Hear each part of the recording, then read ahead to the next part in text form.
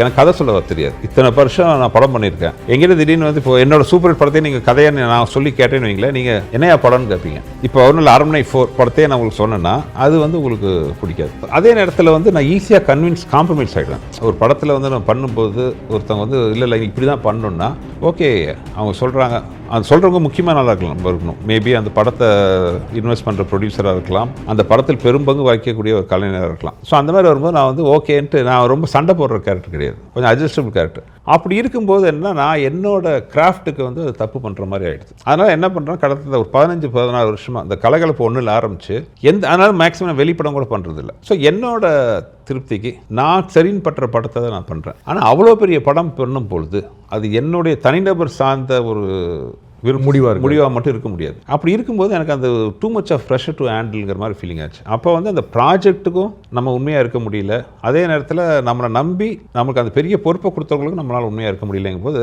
முதல்ல அது விலகிறது பெட்டர்னு தோணுச்சு. அவங்களுக்கு நம்பிக்கை வந்து தான் அவங்களை ரீச் பண்ணாங்க. நீங்கள் வந்து அது வந்து சுந்தர்சி யாருன்னு தெரிஞ்சு தானே பண்ணாங்க, அவங்களுக்கும் தெரியும்ல. இல்லை பண்ணினாங்க, பட் ஒரு மியூச்சுவலாக இந்த ஒரு மைண்டில் செட் ஆனோன்னு அது எப்படி சொல்கிறதுன்னு தெரியல. நான் பொள்ளாச்சியில் அடிக்கடி ஒரு படப்பிடிப்பு ஒரு ஷூட் போவோம். களக்காடு வீடுன்னு இருக்கும். அது என்னென்னா ரோட்லேருந்து ஒரு வயலுக்குள்ளே உள்ளே தள்ளி போய் தனியாக அந்த வீடு தனியாக இருக்கும், பின்னாடி ஃபுல்லாக மலைகள்.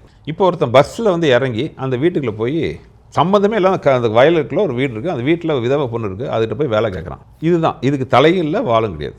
இது வருது எனக்கு தோணுச்சு, இது வந்து நல்ல ஒரு இன்ட்ரெஸ்டிங்கான லைனாக இருக்கும். இதுதான் என்னோட முதல் படம். ஆனால் இந்த கதை இந்த லைன் படத்தில் இருந்துச்சா உங்களுக்கு தெரியாது. இதுதான் மெயின் பார்க், மெயினான கதையே இதுதான். ஒரு விதவைட்ட போய் ஹீரோ வேலை கேட்குறான். ஆனால் அதுக்கு மேலே அக்கா காமெடி, வடிவேல் காமெடி நிறையெல்லாம் வந்துச்சு. பட் ஸ்பார்க்குங்கிறது அந்த ஒரு சின்ன பாயிண்ட்.